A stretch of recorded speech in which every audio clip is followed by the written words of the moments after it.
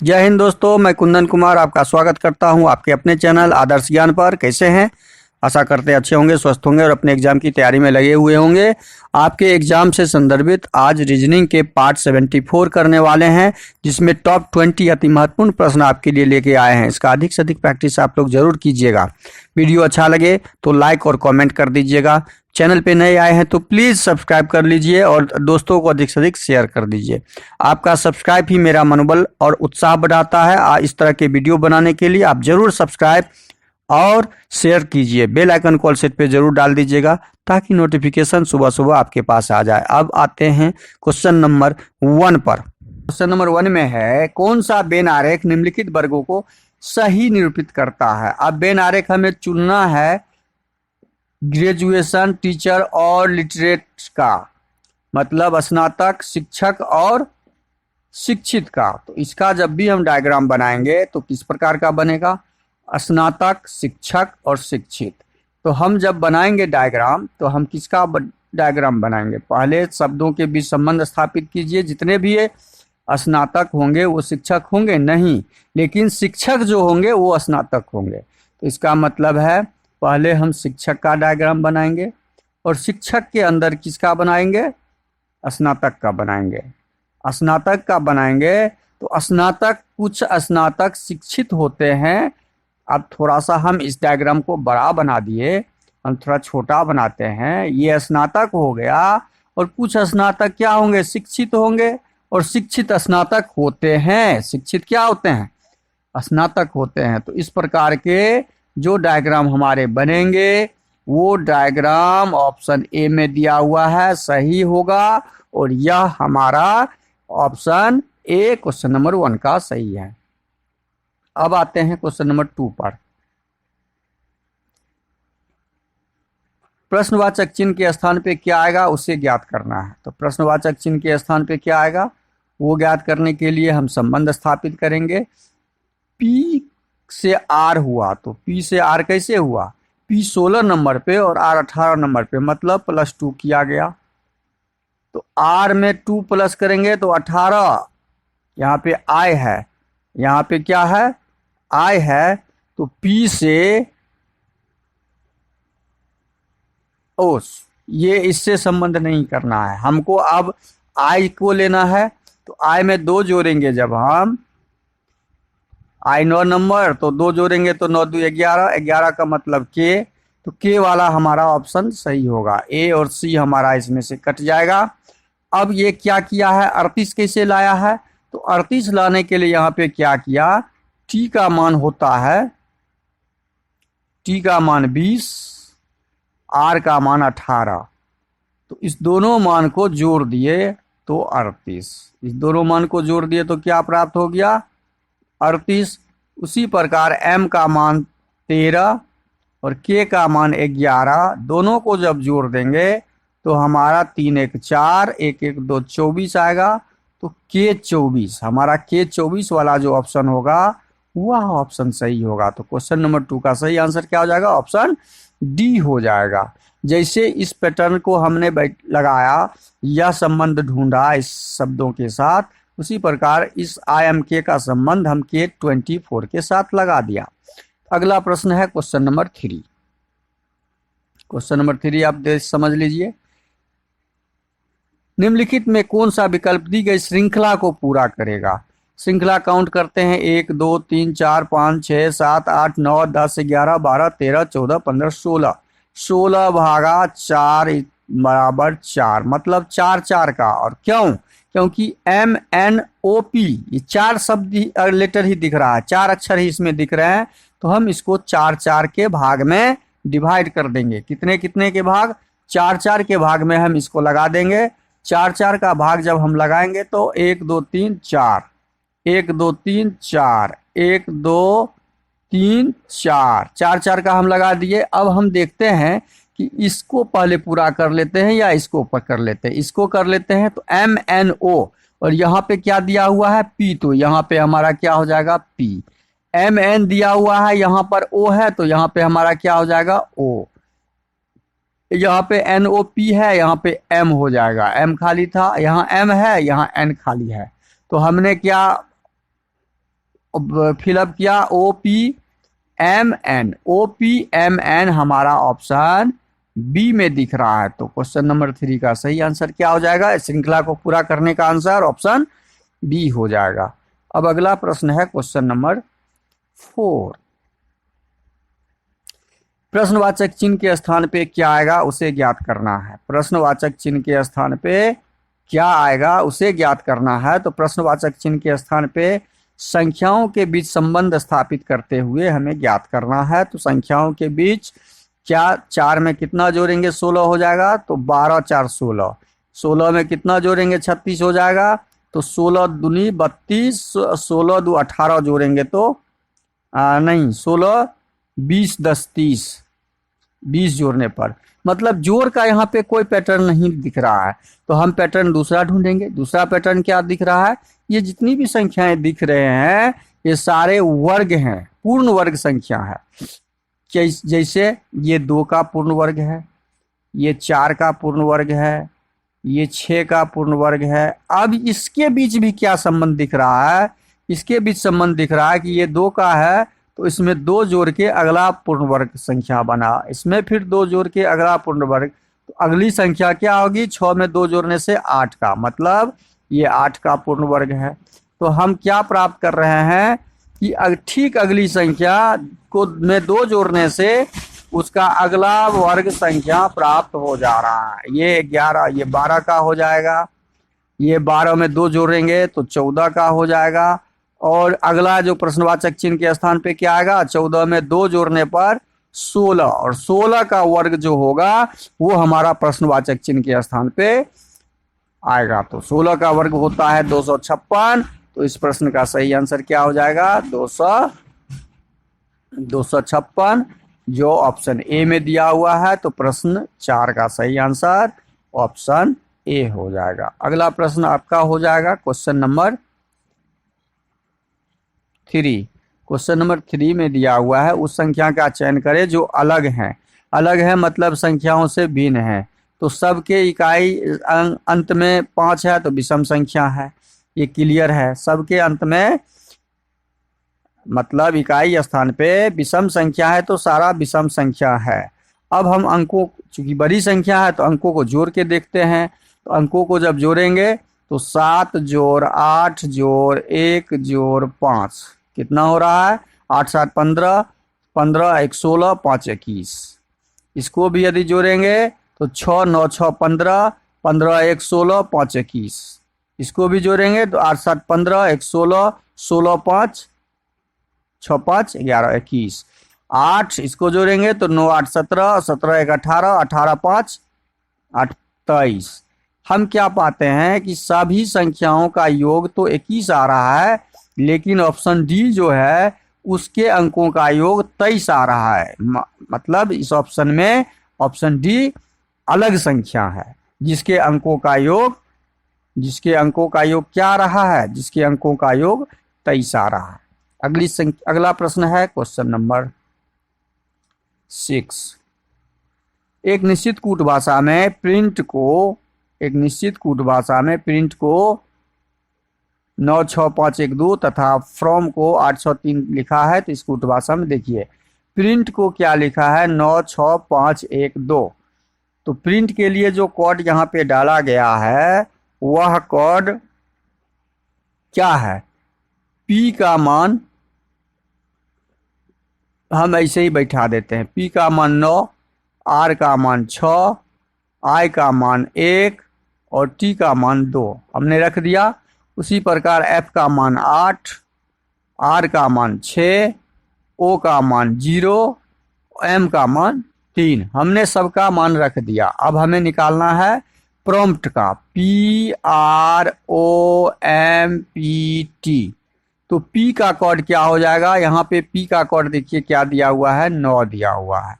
तो P का code हम यहाँ पे क्या डालेंगे? 9 डाल देंगे। R का कोड क्या हो जाएगा? हम इसी में से R का सेकेंड नंबर पे R है 6 नंबर, तो R का कोड 6 हो जाएगा। तो 9 6 ऑप्शन बी कट जाएगा हमारा 9 6 वाला में। अब O का कोड क्या हो जाएगा? O यहाँ पे 3 नंबर में है तो यहाँ 0 है। देखिए O का कोड हो जाएगा हमारा 0। ओ का कोड 0, एम का कोड क्या हो जाएगा, एम हमारा यहाँ लास्ट में है तो यहाँ 3 दिख रहा है, तो यहाँ एम का कोड 3 हो जाएगा। अब पी का कोड हमें पता है कि 9 होगा, और टी का कोड क्या होगा, टी कहाँ है, यहाँ पे लास्ट में है, टी का कोड 2 होगा, तो लास्ट में 2 डालेंगे, तो 96039 2, 96039 2 ऑप्शन सी में दिख रहा है, तो ऑप्शन सी हमारा सही आंसर हो जाएगा क्वेश्चन नंबर 6 का। अगला प्रश्न है क्वेश्चन नंबर 7। नीचे दिए गए विकल्प में से सही अक्षर को चुनिए। प्रश्नवाचक चिन्ह के स्थान पे क्या आएगा, ए बी को सी में लिखा है, ए बी को सी में लिखा है, तो क्या किया, 1 और 2 को इसको जोड़ दिया, 1 और 2 को जोड़ के 3 प्राप्त कर लिया। यही पैटर्न हम यहाँ लगाएंगे, H 8 और J 10 को जोड़ेंगे तो 18। प्रश्नवाचक चिन्ह पे क्या आएगा, 18, 18 का मतलब R, तो R हमारा कहाँ पे है, ऑप्शन सी में है। तो इस प्रश्न का सही आंसर क्या हो जाएगा, यहाँ पे पैटर्न ढूंढना सीखिए। पैटर्न कैसे ढूंढे हमने कि ए बी को सी में कन्वर्ट कैसे किया, तो ए बी के स्थानीय मान को जोड़ के 3 करके सी में कन्वर्ट किया, उसी प्रकार एच जे को हमने किया। अब अगला प्रश्न आपके सामने क्वेश्चन नंबर 8 है। क्वेश्चन नंबर 8 में देखिए, एक निश्चित कूट भाषा में गुलाबी, इसमें पूछा क्या गया है, निम्न में से किसका प्रयोग लिखने के लिए, इस तरह के प्रश्न में लिखने के लिए किसका प्रयोग करते हैं हम, कलम का करते हैं, लिख लिए हम। अब कलम के विषय में इस प्रश्न में बताया क्या गया है, गुलाबी को लकड़ी, लकड़ी, कलम को रंग कहा गया है, कलम को क्या कहा गया, रंग, तो कलम का अर्थ यहाँ पे क्या हो जाएगा, रंग हो जाएगा। तो लिखने के लिए यहाँ पे रंग जहाँ पे ऑप्शन होगा वह सही हो जाएगा। प्रश्न के अनुसार 8 नंबर क्वेश्चन का ऑप्शन डी सही हो जाएगा। अब अगला प्रश्न है क्वेश्चन नंबर 9। क्वेश्चन नंबर 9 में है आपका, कौन से बेनारेख वर्गों को सही निरूपित करता है, कौन सा बेनारेख है जो वर्गों, माता, महिलाएं, पायलट। अब इस तरह के प्रश्न जब भी आए आपके तो उसको सही से आप निरूपित कीजिएगा, शब्दों के बीच संबंध स्थापित करते हुए। जितनी भी महिलाएं होती हैं वो क्या होती हैं, जितनी भी महिलाएं होती हैं वो पायलट होती हैं नहीं, लेकिन जितनी भी माताएं होती हैं वो महिलाएं होती हैं।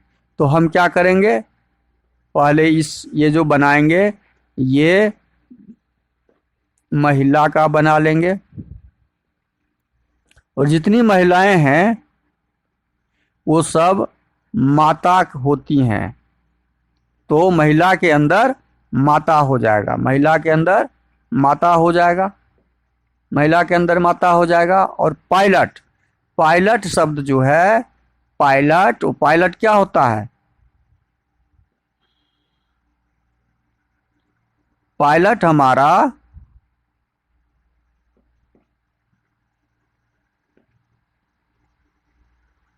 क्या होगा, तो माता भी पायलट हो सकती है और महिलाएं भी, तो कुछ माता और कुछ महिलाएं पायलट बन सकती हैं। तो हमारा डायग्राम इस प्रकार का जहाँ पे होगा वह ऑप्शन सही होगा।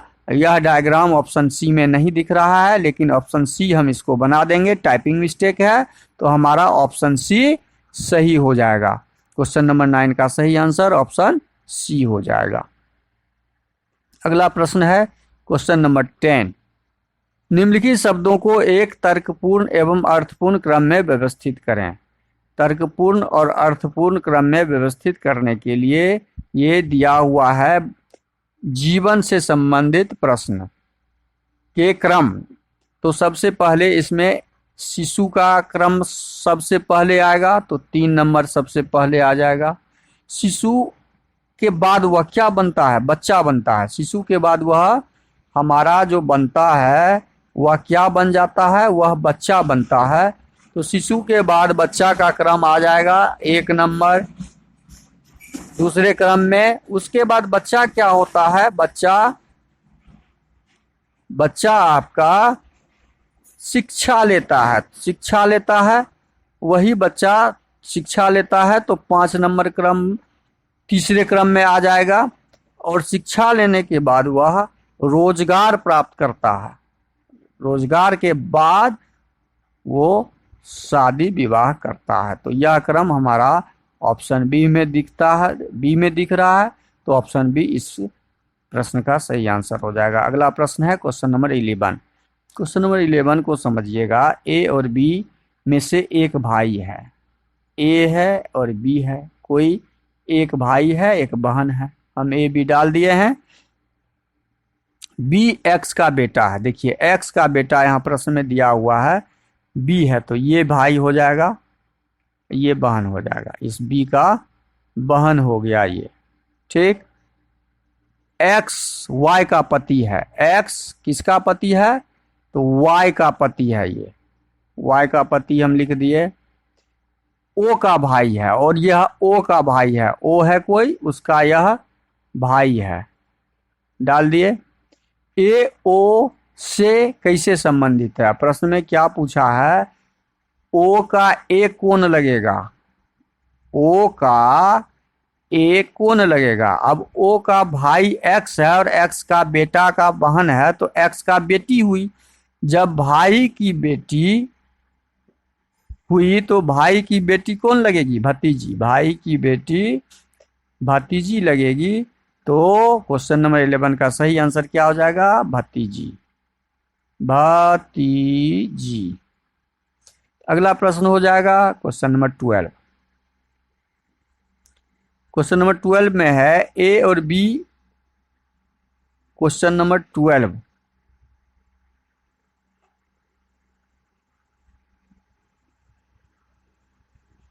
पांच वस्तुएं के एल पी आर और टी एक के ऊपर एक रखी गई है, लेकिन जरूरी नहीं कि इसी क्रम में के टी के तुरंत ऊपर है, और जरूरी नहीं है कि इसी क्रम में होगा। अब प्रश्न में दिया हुआ है के टी के तुरंत ऊपर है, के कोई वस्तु है जो टी के टी है, इसके तुरंत ऊपर के रखा हुआ है, ठीक है, रख दिए हैं। और आर के तुरंत नीचे है, आर के तुरंत नीचे, तो आर इसके ऊपर हो जाएगा, आर के तुरंत नीचे के और टी के तुरंत ऊपर के। यहां तक कंप्लीट। एल पी से तुरंत ऊपर है, एल एक वस्तु का जगह है जो पी से तुरंत ऊपर है और टी से तुरंत नीचे है, टी के नीचे है एल और पी के तुरंत ऊपर है। प्रश्न के अनुसार हमने सजा दिया। प्रश्न पूछा क्या गया है, प्रश्न पूछा गया है नीचे से दूसरे स्थान पर कौन है, तो नीचे से दूसरे स्थान पर एल है, जो ऑप्शन डी में दिया हुआ है। तो इस प्रश्न का सही आंसर क्या हो जाएगा, ऑप्शन डी हो जाएगा। तो क्वेश्चन नंबर 12 का सही आंसर ऑप्शन डी। अगला प्रश्न है क्वेश्चन नंबर 13। प्रश्नवाचक चिन्ह के स्थान पे क्या आएगा उसे ज्ञात करना है। अब 13 नंबर प्रश्न में जो दिया हुआ है कि वाई सबके बीच हम पैटर्न ढूंढेंगे क्या लगा हुआ। 25 नंबर वाई होता है, तो 25 में से 2 घटाएंगे तो 23 हो जाएगा। डब्लू 23 में से 2 घटाएंगे तो 21 हो जाएगा। देखिए पैटर्न दिख गया ना सामने। 21 में से 2 घटाएंगे तो 19 हो जाएगा। 19 में से 2 घटाएंगे तो 17 हो जाएगा। 17 में से 2 घटाएंगे तो 15 हो जाएगा। और 15 नंबर पे होता है ओ। हमारा पी वाला डी वाला ऑप्शन खत्म, ओ और ओ वाला 2 ऑप्शन बचा। अब सेकेंड वाला अक्षर में रिलेशन ढूंढेंगे। एफ 6 नंबर पे और ये 10 नंबर पे, तो 6 4 10 प्लस 4 है, यहाँ कितना प्लस 4 है। 10 और 4 14, यहाँ भी 4 प्लस है। 14 4 18, यहाँ भी 4 प्लस है। 18 4 22, भी 22 नंबर पे होता है, यहाँ भी 4 प्लस है, तो यहाँ भी 4 प्लस होगा। 22 4 26 मतलब ओ जेड। तो ओ जेड हमारा कहाँ पर है, ऑप्शन सी में। तो ऑप्शन सी हमारा 13 नंबर प्रश्न का सही आंसर हो जाएगा। अगला प्रश्न आपका 14 number, question number 14। Question number 14 है आपके सामने। सीमा अपने ऑफिस गई। जब वह ऑफिस पहुंची तो उसका मुख दक्षिण दिशा की ओर था। घर से निकलने के बाद वह 2 बार बाएं मुड़ी तथा फिर ऑफिस पहुंचने से पहले दाएं मुड़ी। जब सीमा घर से निकली थी तो उसका मुंह किस दिशा में था? अब देखिए, सीमा जब ऑफिस पहुंची तो उसका मुंह दक्षिण था। ऑफिस पहुंची तो ऑफिस पहुंचने का मुख ये दक्षिण हो गया। अब हम ठीक इसके उल्टे जाएंगे, दक्षिण है, अब हम बैक होते जाएंगे। घर से निकलने के बाद वह 2 बार बाएं मुड़ी तथा फिर ऑफिस पहुंचने से पहले दाएं मुड़ी। ऑफिस पहुंचने से पहले यह दाएं मुड़ी थी, तो ऑफिस पहुंचने से पहले मान लीजिए यहाँ पे ऑफिस पहुंची है तो दाहिना मुड़ के ऑफिस पहुंची, तो दाहिना जब मुड़ेगी यह तो उसका मुख किस दिशा में था? तो उसका मुख जो था घर से निकलने समय उसका मुख, ये उत्तर दक्षिण का पहले मार्किंग समझ लीजिए। ये उत्तर होता है ऊपर, ये नीचे दक्षिण, ये पूरब, ये पश्चिम होता है। और जब वो पहुंची तो दक्षिण दिशा में उसका मुख था, और उससे पहले वो क्या था? घर से निकलने के बाद वह 2 बार बाएं मुड़ी, फिर ऑफिस पहुंचने से पहले दाएं मुड़ी थी। ऑफिस पहुंचने से पहले यहाँ ऑफिस ये पहुंची तो दायां मुड़ के, तो दायां किधर? ये मान लीजिए इधर से पश्चिम की तरफ से आ रही होगी तो दायां, तो पश्चिम की तरफ से आ रही होगी तो यह दायां मुड़ी। पश्चिम की तरफ से आ रही होगी तो दायां मुड़ के दक्षिण हो गया। ठीक है, अब यहाँ पे ये लाइन हम कंप्लीट कर लिए। अब उससे पहले क्या दिया? घर से निकलने के बाद वह 2 बार बाएं मुड़ी। अब 2 बार बाएं मुड़ी यहाँ से निकलने के बाद, घर से निकलने के बाद, तो बायां का मतलब हो गया ये है, उत्तर से चली होगी, उत्तर से चली होगी तब तो बाएं मुड़ी। 2 बार बाएं मुड़ी मतलब ये पूरब से चली, पूरब से फिर उत्तर की दिशा में चली, एक बार बायां हुआ, यहाँ पे लेफ्ट मुड़ी, फिर यह यहाँ आई और फिर ये लेफ्ट मुड़ी, तो 2 बार बाएं मुड़ी। इसका मतलब वह घर से जब निकली थी तो उसका मुख पूरब की तरफ, पश्चिम की तरफ था। उसका मुख कहाँ था? पश्चिम की तरफ था। यहाँ से चली तो यहाँ से चली तो मुख तो इधर है, मुख इधर, ये पश्चिम होता है, तो पश्चिम की तरफ उसका मुख होगा। तो क्वेश्चन नंबर 14 का सही आंसर हो जाएगा ऑप्शन डी, पश्चिम। अगला प्रश्न है क्वेश्चन नंबर 15, 29 जनवरी 2003 को बुधवार है। 26 फरवरी 2005 को हफ्ते का कौन सा दिन होगा? अब कुल दिन, इसमें हमेशा ध्यान रखिए हमें कुल दिन ज्ञात करना होता है। कुल दिन ज्ञात कर लीजिए। कुल दिन बराबर हमें ज्ञात करना है, क्या है? वाट है। कुल दिन जब हम ज्ञात करेंगे तो कुल दिन कैसे ज्ञात करेंगे? 2003 ईस्वी में 2003 का कुल दिन, 2003 का कुल दिन बराबर क्या हो जाएगा? 2003 नन लीप ईयर वर्ष है तो 365 दिन होगा, और उसमें से हम 29 दिन घटा देंगे क्योंकि 29 जनवरी तक हमें पता है, तो हमारा कुल दिन कितना हो गया? 336 दिन।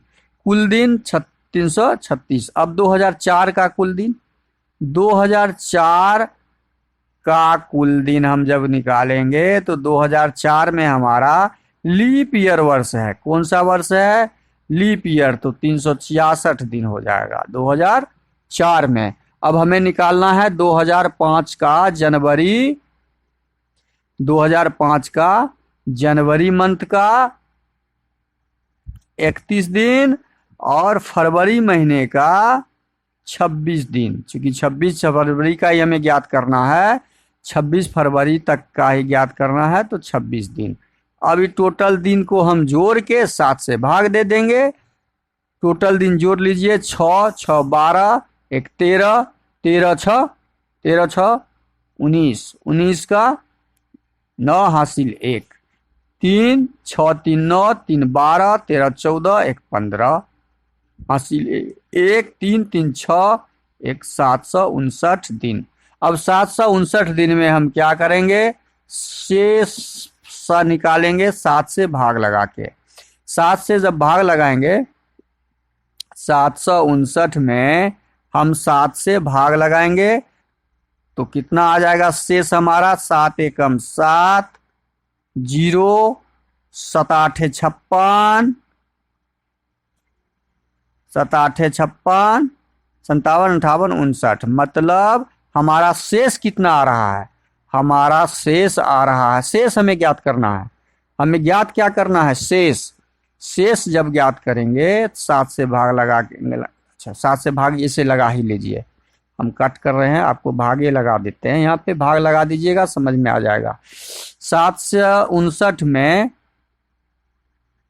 हम 7 से भाग लगाएंगे तो 7 एकम 7, कट 5 उतारे, 5 में भाग नहीं लगा, 0 9 उतारेंगे, 7 8 56, तो हमारा शेष कितना बच गया? 3। बस यही ध्यान रखना है, हमें शेष ज्ञात करना है। शेष हमारा 3 बचा और यही शेष हमारा कहाँ जुड़ जाएगा? बुधवार में जुड़ जाएगा। शेष हमारा किस में जुड़ जाएगा? बुधवार में हम शेष को जोड़ देंगे, बुधवार में हम शेष को जोड़ देंगे, हमारा दिन प्राप्त हो जाएगा। तो बुधवार, बृहस्पतिवार, शुक्रवार, शनिवार, 26 फरवरी को शनिवार का दिन होगा। यह 26 फरवरी का दिन है। 26 फरवरी को हमारा क्या हो जाएगा? शनिवार, जो ऑप्शन ए में दिया हुआ है। तो इस प्रश्न का सही आंसर क्या हो जाएगा? ऑप्शन ए हो जाएगा। इसको हम दूसरे तरीके से भी बना सकते थे, जैसे कुल दिन 2003 का हमारा निकला 336, तो इसका शेष हम यही ज्ञात कर लेते।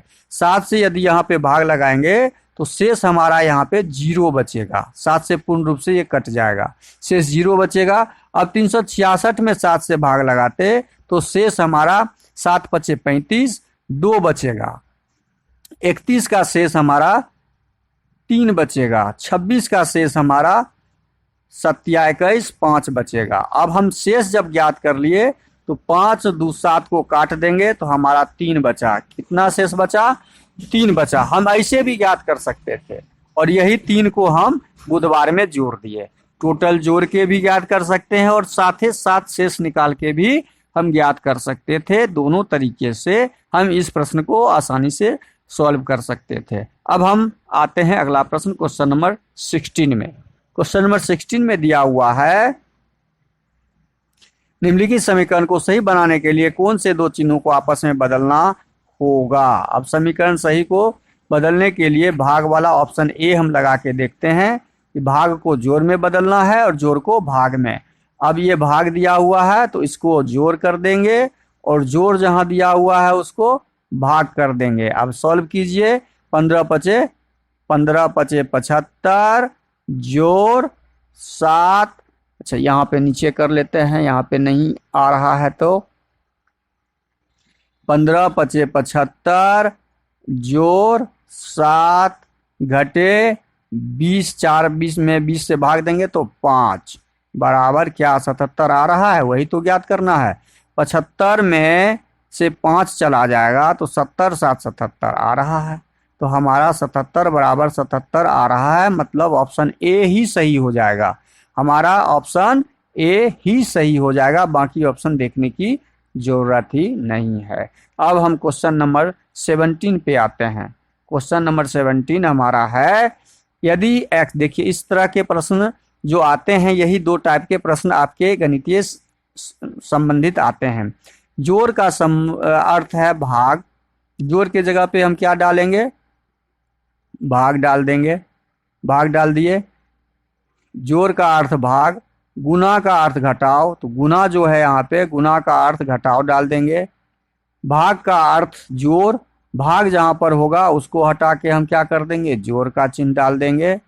और घटाव का चिन्ह गुना, घटाव को हटा के हम क्या डाल देंगे? गुना डाल देंगे। अब हमारा इसमें क्या बन रहा है? 18 भागा 2 गुने 5 घटे 6 जोड़ 4। अब हम इसको सॉल्व करेंगे। जब इसको सॉल्व करेंगे तो हम क्या पाते हैं कि 18 में 2 से भाग लगाएंगे तो 2 नमा 18 गुने 5 घटे 6 जोड़ 4। सॉल्व करते हैं तो 9 पचे 45 जोड़ 4 घटे 6, 45 4 49 घटे 6, तो कितना हो गया? 43।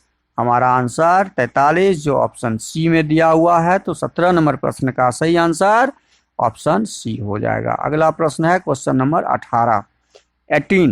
नीचे दी गई आकृति में कितने त्रिभुज हैं। जब इस तरह के त्रिभुज की संख्या चित्र दिए हो तो हम उसके खंडों को पहले काउंट कर लेते हैं, और खंड का जब हम लिख लेंगे तो खंड का योगफल ही त्रिभुज की संख्या होता है। यहाँ पे 3, यहाँ पे 3 त्रिभुज, यहाँ पे 3 त्रिभुज, यहाँ पे 3 त्रिभुज, यहाँ पे 3 त्रिभुज, यहाँ पे खंड के हम योग कर दिए तो कुल त्रिभुज की संख्या 3, 3 6, 3 9, 3 12, 3 15, 3 18, कुल त्रिभुज की संख्या हमारा 18 होगा, जो ऑप्शन बी में दिया हुआ है, तो ऑप्शन बी सही हो जाएगा। अब हम क्वेश्चन नंबर 19 देखेंगे। क्वेश्चन नंबर 19 में क्या दिया हुआ है, नीचे दी गई आकृति में कितने वर्ग हैं। अब वर्गों की संख्या हम काउंट कर लेते हैं, 1 2 3 4, ऊपर भी 4 और नीचे भी 4। जब वर्गों की संख्या बराबर हो तो बराबर वर्गों की संख्या में हम 2 को 2 से गुना करेंगे, 2 गुने 2 मतलब 2 का वर्ग, 3 का वर्ग और 4 का वर्ग, 4 का वर्ग। ये जोड़ का चिन्ह होगा। क्या होगा? जोड़ का चिन्ह। इसका वर्ग हम करके जोड़ देंगे, 3 3 9, 4 चौके 16 और 1 का वर्ग और 1 का वर्ग जोड़िए, 16 9 25, 5 30, तो इसमें वर्गों की संख्या हमारा 30 हो जाएगा। देखिए जब वर्ग की संख्या समान हो, कॉलम और रो समान हो, तो टोटल वर्ग का स्क्वायर करके हम जोड़ लेते हैं और जोड़ के उसका आंसर ढूंढ लेते हैं। अब अगला प्रश्न है क्वेश्चन नंबर 20। क्वेश्चन नंबर 20 में है आपका लुप्त संख्या ज्ञात करें। तो लुप्त संख्या कैसे ज्ञात करेंगे? लुप्त संख्या ज्ञात करने के लिए हम इस दोनों को जोड़ के देखते हैं। 10 1 11, कितना हो रहा है? 11।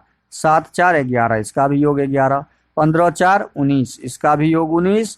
18 1 और 8 19, मतलब दोनों कॉलम का जो योग होता है उन बराबर होता है। मतलब 19 2 19 12 कितना? 9 21। इसको भी जोड़ेंगे तो हमारा क्या आना चाहिए? 21 आना चाहिए। तो 21 में 6 घटा लेंगे तो कितना हो जाएगा? कितना जोड़ेंगे जो 21 आ जाएगा? 15 6 21। इसमें कितना जोड़ेंगे तो 21 आ जाएगा। 15 जोड़ने से तो हमारा ऑप्शन सी सही हो जाएगा। क्वेश्चन नंबर 20 का सही आंसर ऑप्शन सी, यहाँ 15 हो जाएगा, जिसके जोड़ने से हमारा 21 आ जाएगा। तो वीडियो को शुरू से अंत तक जरूर देखिए। वीडियो अच्छा लगे तो लाइक कर दीजिएगा। चैनल पे नए आए हैं तो प्लीज़ सब्सक्राइब कर लीजिए और दोस्तों को अधिक से अधिक शेयर कर दीजिए। बेल आइकन को ऑल सेट पे जरूर डाल दीजिएगा। थैंक यू, धन्यवाद। जय हिंद, जय भारत।